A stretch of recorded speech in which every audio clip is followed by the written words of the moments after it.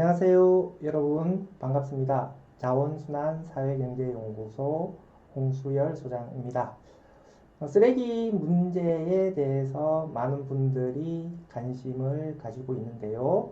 이번 시간에는 쓰레기가 왜 문제가 되고 있는지, 쓰레기 문제를 해결하기 위해서 무엇을 해야 되는지에 대해서 한번 전반적으로 살펴보는 시간들을 가져보도록 하겠습니다. 이번 강의를 통해서 쓰레기 문제의 심각성에 대해서 알아가는 좋은 시간이 되기를 기대합니다. 쓰레기라는 말의 어원을 한번 살펴볼까요? 우리가 일상생활에서 쓰레기 이런 말을 많이 쓰는데요. 쓰레기라는 말은 쓰르기라는 말에서 유래를 했다고 해요. 쓰르기는 쓸다 라는 동사에서 나온 것이죠. 그러니까 쓸다, 쓰르기, 쓰레기 이렇게 변해간 것이죠. 쓰르기라는 말은 못 쓰게 된 조각이라는 의미를 가지고 있습니다. 그러니까 쓰레기라는 말은 어원을 따라가 보면은 청소에서 나온 더러운 물질, 쓸모가 없는 물질 두 가지 의미를 가지게 되는 것이죠. 그럼 쓰레기를 잘 관리를 한다라고 하는 것은 더러운 것들을 빨리 잘 치워서 깨끗하고 위생적인 생활 환경을 만들어야 된다라는 의미가 있고요. 못 쓰게 된 것들을, 그러니까 쓸모없는 물질들을 쓸모 있는 물질로 잘 활용해야 된다라는 의미가 있게 되는 것이죠. 그래서 위생관리와 자원관리 두 가지 목표를 달성하는 것이 쓰레기 관리의 목표가 되겠습니다. 우리가 재활용에 대한 의미를 많이 강조를 하는데요. 재활용이 무척 중요한 것이죠. 그런데 전제가 있어요. 더러워도 괜찮으니까 재활용만 잘하면 된다라는 의미가 아니라 쓰레기가 깨끗하고 위생적으로 관리된다는 것을 전제로 해서 재활용을 잘 해야 된다라고 하는 것이죠. 그래서 위생관리와 자원관리 두 가지 목표를 모두 달성하는 것이 올바른 그리고 좋은 쓰레기 관리가 되는 것입니다. 그래서 위생, 자원 이 두 가지 의미를 잘 기억해 주시면 좋겠습니다. 쓰레기가 계속 문제가 되고 있다라고 이야기를 하는데요. 이 말은 쓰레기 발생량이 계속해서 증가를 하고 있고요. 쓰레기의 내용을 보게 되면 플라스틱 쓰레기 같이 처리하기 어려운 것들의 양이 많아지는 것이죠. 그러니까 쓰레기의 발생량도 많아지고 쓰레기의 구성도 처리하기가 매우 어려운 것으로 바뀌어 가고 있다. 이런 의미가 되는 것인데요. 왜 이렇게 처리하기 어려운 쓰레기 발생량이 증가하고 있을까요? 결국은 우리 소비의 문제다라고 생각을 하셔야 됩니다. 그러니까 일회용 소비가 많아지는 것이죠. 빨리 그리고 싸게 그리고 한 번 쓰고 버리는 이런 문화들이 확산되고 있는 겁니다.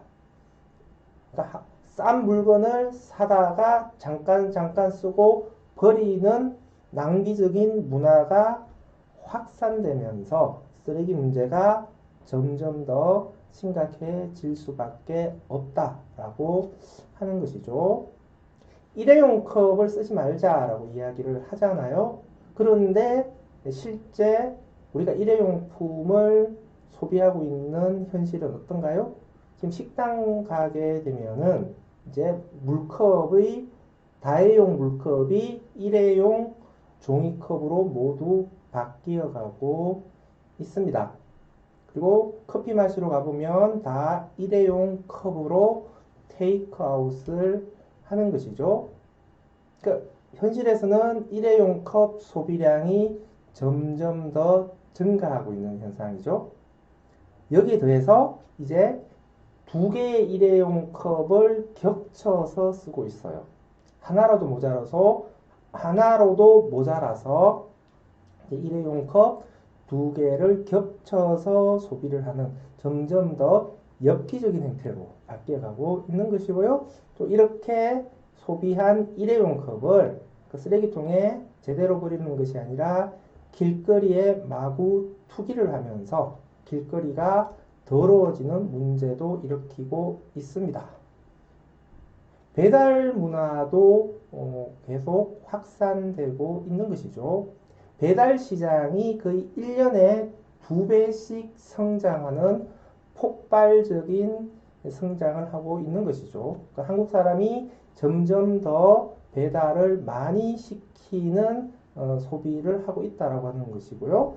음식을 배달시키게 되면은 음식을 담고 있는 용기가 다 일회용이잖아요. 일회용 플라스틱 아니면 일회용 종이 용기가 대부분을 차지를 합니다. 그러니까 배달을 많이 시키면 시킬수록 일회용 배달 용기 쓰레기가 점점 더 많아질 수밖에 없다라고 하는 것이죠. 한 언론사의 실험에 따르면 한 사람이 배달을 시키게 되면은 평균적으로 5개의 일회용 용기를 사용하게 된다라고 합니다.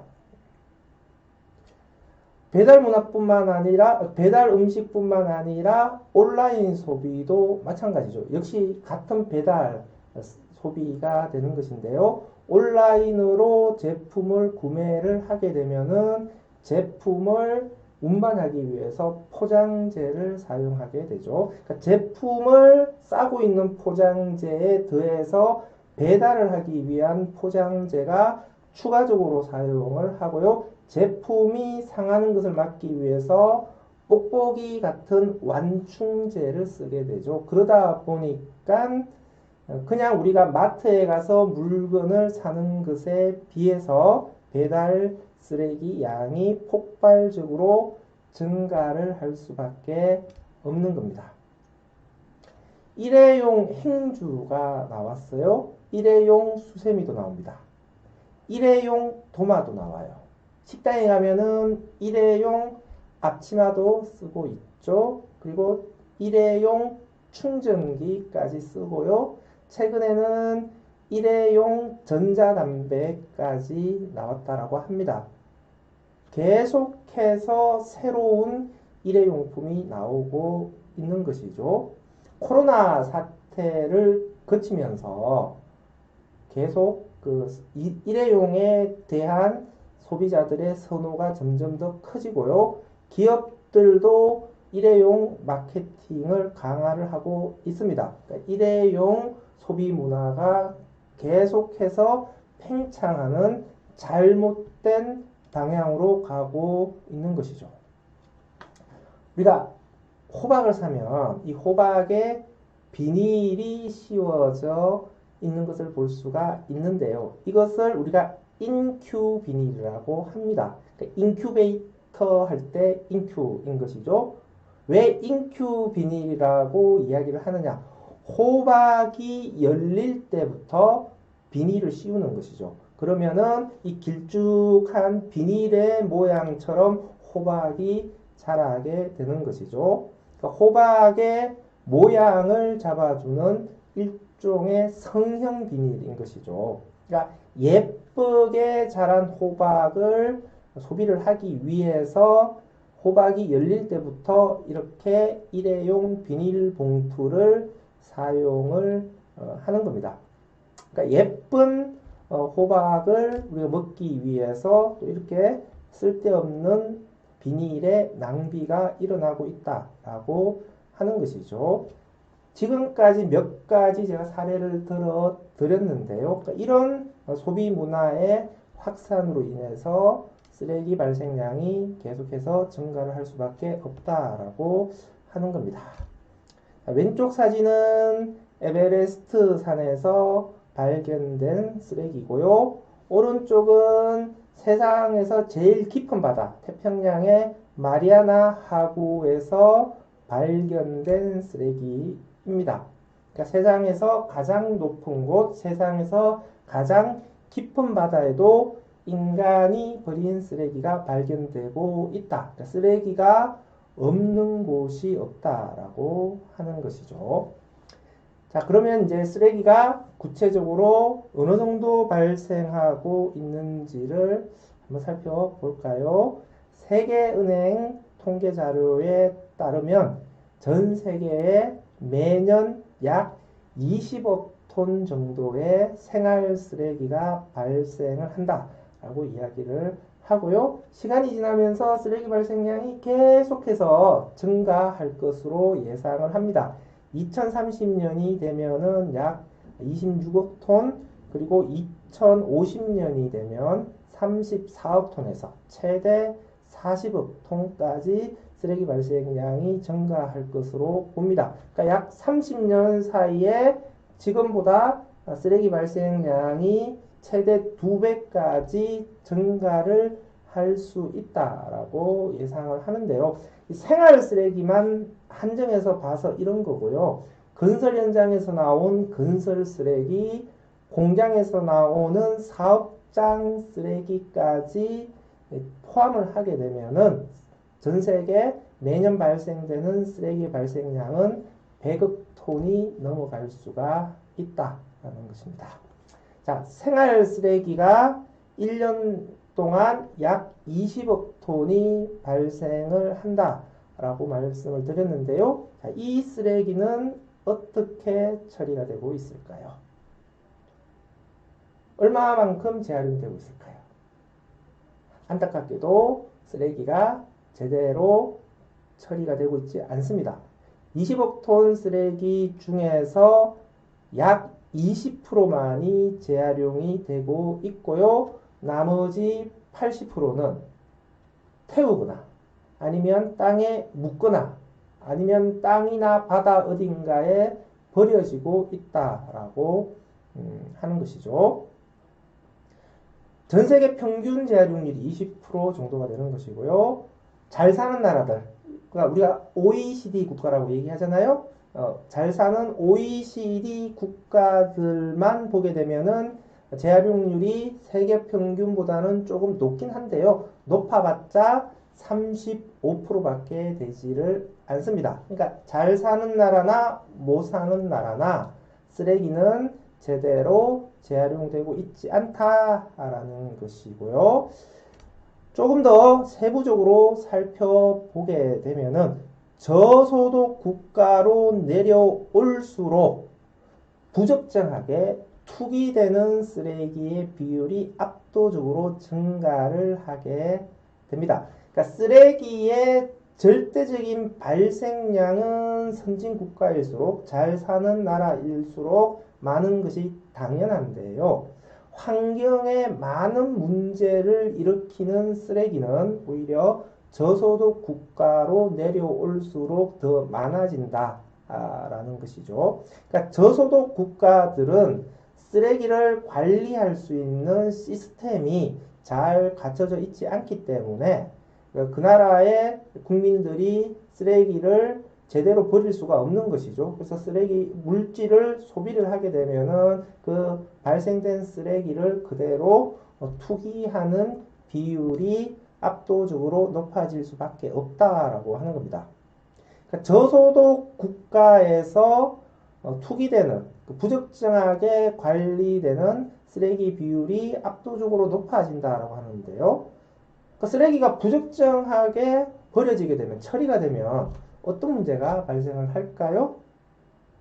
바다로 들어갈 확률이 매우 높아지게 되는 것이죠. 우리가 바다 플라스틱 쓰레기 이야기를 많이 들어봤잖아요. 플라스틱 쓰레기가 바다로 들어가게 되면은 해양에 엄청난 피해를 끼치게 되고 그렇게 부서진 작은 플라스틱 조각이 수산물을 통해서 다시 우리 몸으로 들어올 수 있다라고도 이야기를 하잖아요. 그럼 쓰레기가 왜 바다로 나가게 되느냐라고 하는 것이죠. 육지에서 쓰레기가 이게 투기가 되면 투기된 쓰레기들이 강을 통해서 바다로 흘러 들어가게 된다라고 하는 겁니다. 그래서 바다로 들어가는 쓰레기의 유입량을 줄이려면 선진 국가에서 우리 쓰레기를 잘 관리하는 것도 중요하지만 저소득 국가에서 쓰레기가 투기되는 양을 줄이도록 하는 것도 필요한 것이죠.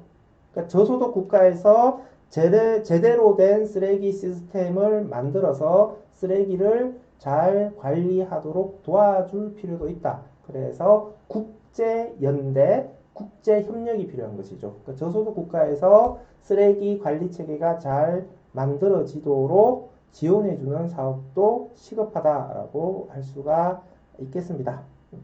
이것도 뭐 필리핀의 모습인데 사진을 참고를 하시면 되겠습니다. 자, 전 세계의 현황들을 살펴봤고요. 이제 우리나라의 쓰레기 문제를 한번 살펴보겠습니다. 우리나라는 2020년 기준으로 1년에 약 2억 톤의 쓰레기가 발생을 합니다. 10년 전과 비교를 해보면 쓰레기 발생량이 43%, 그냥 조금 더 간단하게 이야기를 하게 되면 무려 1.5배가 증가를 했어요. 5년 단위로 끊어서 보게 되면요.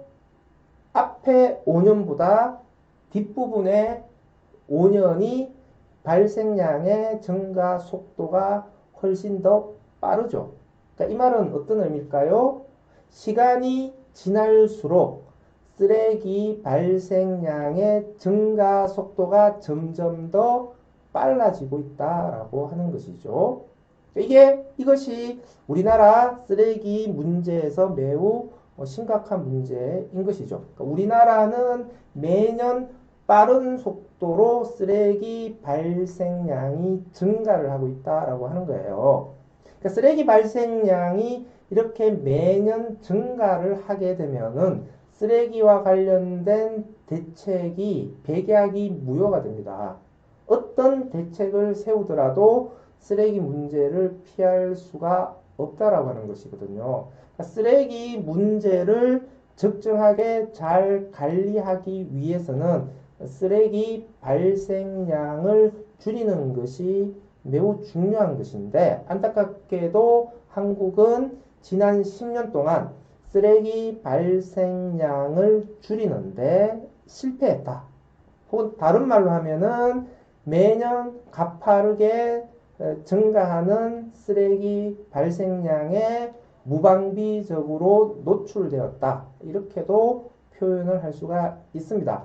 쓰레기 발생량이 증가를 하게 되면은 결국은 문제가 터질 수밖에 없다라고 하는 겁니다. 자, 전체 쓰레기 발생량이 지난 10년 동안 1.5배가 증가했다라고 말씀을 드렸는데요. 플라스틱 쓰레기만 한번 볼까요? 플라스틱 쓰레기는 1년에 약 1000만 톤 정도가 발생을 해요. 10년 전에는 약 500만 톤이 발생을 한 거거든요. 이 말은 어떤 의미예요? 플라스틱 쓰레기는 10년 동안 2배가 증가한 것이죠.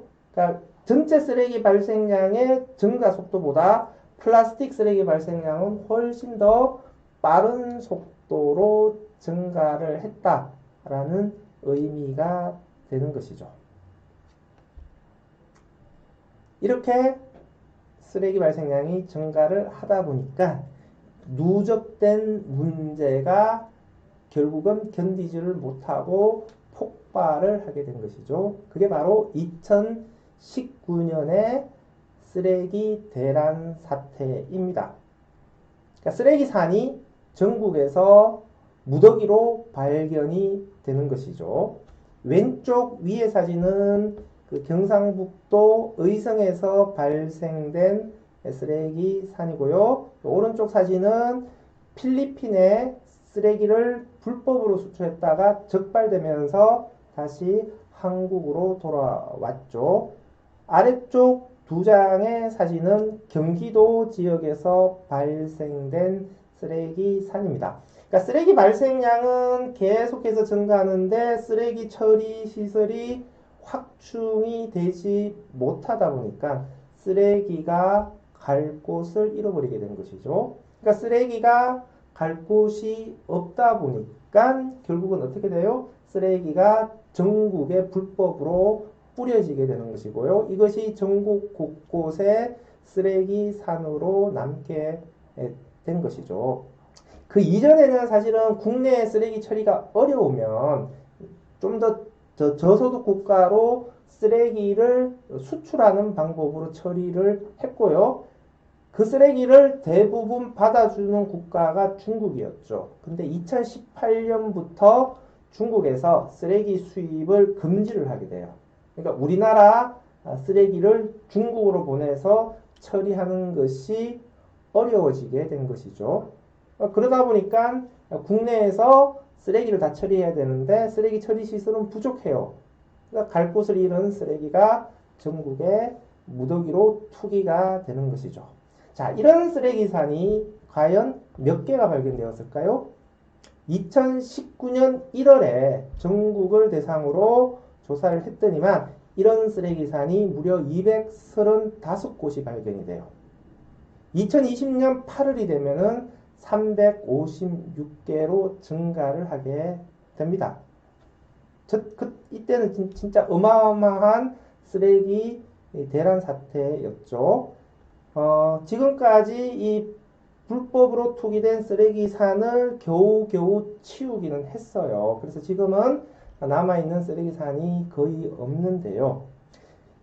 쓰레기 발생량이 계속해서 증가하는 흐름으로 가게 되면은 앞으로 이런 쓰레기 대란 사태가 발생하지 않으리라는 보장은 없다. 이게 우리의 가장 큰 문제라고 할 수가 있습니다. 자, 쓰레기 발생량의 문제, 그로 인한 쓰레기 불법 투기의 문제를 말씀드렸고요. 네, 이제 쓰레기 처리를 한번 보겠습니다. 우리나라는 생활 쓰레기 기준으로 2011년에 56.7%의 쓰레기가 재활용이 되고 있습니다. 재활용률이 아주 높은 수준이죠. 근데 이 57%의 재활용률이 진짜 다 재활용된 양이냐? 그것은 조금 더 구체적으로 살펴볼 필요가 있습니다. 56.7%의 재활용률은 우리가 명목 재활용률, 그러니까 통계상에서 산정된 그냥 숫자에 불과한 재활용률이다. 이렇게 이야기를 해요. 그러니까 진짜 재활용된 양은 이보다 조금 더 낮을 것이다 라고 보는데요. 57%의 재활용률이 왜 문제가 되느냐? 재활용의 개념의 문제예요. 우리나라는 쓰레기를 태워서 쓰레기가 타면서 나오는 열을 난방 등의 에너지로 이용을 하게 되면 이것을 재활용으로 분류해요. 그러니까 종량제 봉투를 그냥 바로 태우면 이것은 소각이라고 그래요. 그런데 비닐만 따로 모아서 석탄을 대체하는 연료로 쓰게 되면 이것은 에너지를 회수한 재활용이다 이렇게 분류를 하는 것이죠. 우리가 과자 봉지, 라면 봉지 같은 비닐을 열심히 분리 배출을 하잖아요. 이렇게 분리 배출한 비닐의 대부분이 석탄을 대체하는 연료로 사용을 하는 것이죠. 우리는 비닐이 다시 플라스틱으로 대부분 재활용될 것이다 라고 생각을 하지만 실제로는 태우는 방식으로 처리가 되고 있는 것이죠. 비닐을 태워서 에너지를 이용하게 되면 우리나라에서는 재활용으로 분류하지만 국제적인 보통의 기준에서는 이것도 역시 소각으로 봐요. 태워서 나오는 열을 에너지로 이용하는 것도 어차피 태우는 것이니까 이것은 소각이야 이렇게 분류를 합니다. 그러니까 이 말은 어떤 의미일까요? 결국 우리나라의 재활용률은 국제적인 기준에 비추어서 보게 되면은 에너지 회수까지 포함되니까 재활용률이 과다짓게 되는 것이죠. 국제적인 보편적인 재활용 기준에 맞추려면 에너지 회수되는 재활용량은 빼버려야죠. 그래야 국제적인 기준에 맞는 재활용률이 나오게 되겠죠. 그것을 대략적으로 추정을 하게 되면은 우리나라의 실질적인 재활용률은 약 50% 정도일 것으로 봅니다. 그러니까 절반은 재활용을 하고요. 절반은 쓰레기를 태우거나 묻는 방식으로 처리를 하고 있는 것이죠. 그래서 우리나라의 실질 재활용률은 50%다. 근데 앞서 세계 평균 재활용률은 몇 프로라고 했어요? 20%라고 했죠? 잘 사는 나라들, OECD 국가들은 평균 재활용률이 35%라고 말씀을 드렸어요. 전 세계 평균 재활용률 그리고 OECD 국가들의 평균 재활용률과 비교를 하게 되면 우리나라의 재활용률은 매우 높은 것이죠. 전 세계 평균 재활용률에 비해서 무려 2배 반이 높은 수치이잖아요. 그러니까 한국은 재활용률만 따지게 되면은 재활용을 무척 잘하는 국가로 분류가 된다라고 하는 것을 알 수가 있습니다. 한국은 왜 이렇게 높은 재활용률을 달성할 수 있었을까요? 자, 그 배경부터 한번 살펴보겠습니다.